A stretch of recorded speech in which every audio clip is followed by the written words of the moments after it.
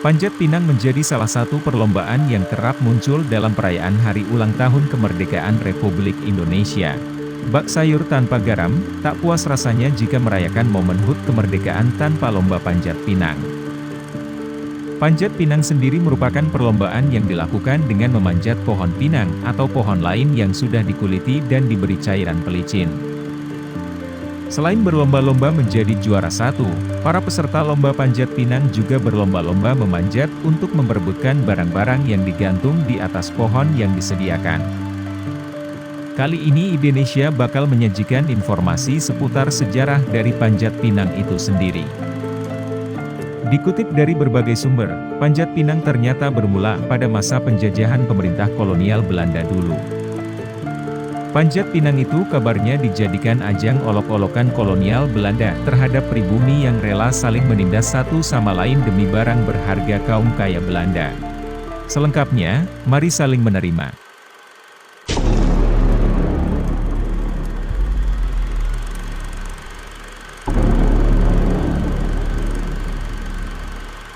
Dalam buku karya Fandi Hutari, berjudul, Hiburan Masa Lalu dan Tradisi Lokal, tahun 2017. Sebelum Indonesia merdeka sekitar tahun 1930-an, lomba panjat pinang sering digelar orang Belanda saat ada hajatan. Seperti pernikahan, pesta ulang tahun, hingga kenaikan jabatan. Yang mengikuti lomba ini merupakan orang-orang pribumi. Ada juga yang menyebut, panjat pinang merupakan lomba untuk merayakan ulang tahun Ratu Belanda saat itu yang dirayakan setiap 31 Agustus. Adalah Wilhelmina Helena Pauline Marie van Oranje-Nassau. Hadiah yang diperebutkan dalam lomba panjat pinang pada zaman penjajahan Belanda biasanya berupa bahan makanan seperti keju, gula, serta pakaian seperti kemeja. Saat itu di kalangan pribumi barang-barang seperti ini termasuk mewah. Saat orang-orang pribumi bersusah payah memanjat pohon untuk memperebutkan hadiah, para orang-orang Belanda saat itu justru menonton sambil tertawa. Sebab itu lomba panjat pinang mengingatkan bangsa Indonesia pada peristiwa menyakitkan, lantaran jadi bahan lelucon orang Belanda di masa lampau. Namun, penulis buku hiburan masa lalu dan tradisi lokal menyebut bahwa terlepas dari sejarahnya, panjat pinang mempunyai makna filosofis tersendiri. Jika hadiah diibaratkan sebuah kemerdekaan, maka panjat pinang punya filosofi yang mendalam, tulis dia.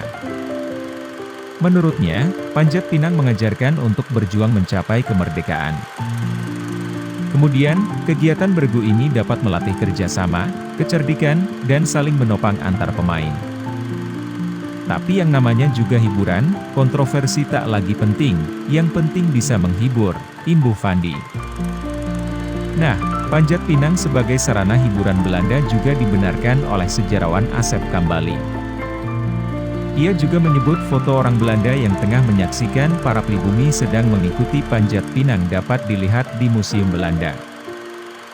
Orang Belanda menjadikannya hiburan, ujar Asep, dikutip dari Detik News. Sejarah ini membuat pemerintah Kota Langsa, Aceh sempat melarang lomba panjat pinang pada perayaan HUT ke-74 Republik Indonesia yang lalu. Larangan tersebut tertuang dalam Surat Instruksi Wali Kota Langsa bernomor 450-2381/2019 tentang peringatan HUT ke-74 Kemerdekaan Republik Indonesia tahun 2019. Sementara sejarawan LIPI Asfi Warman ada menyebut bahwa tidak ada yang salah dengan panjat pinang. Meskipun diketahui sejarahnya merupakan warisan dari zaman kolonial Belanda.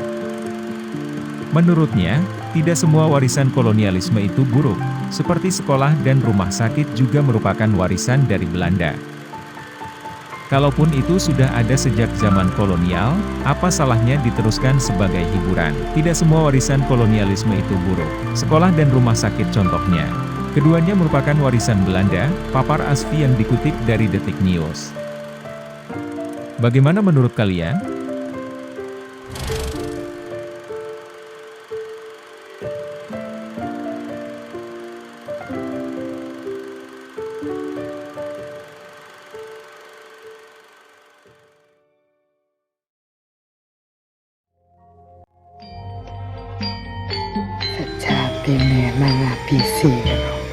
isih ana sare. Babagan iki ora angel yen kabeh mau gelem belajar. Ana kidung ing kadang mati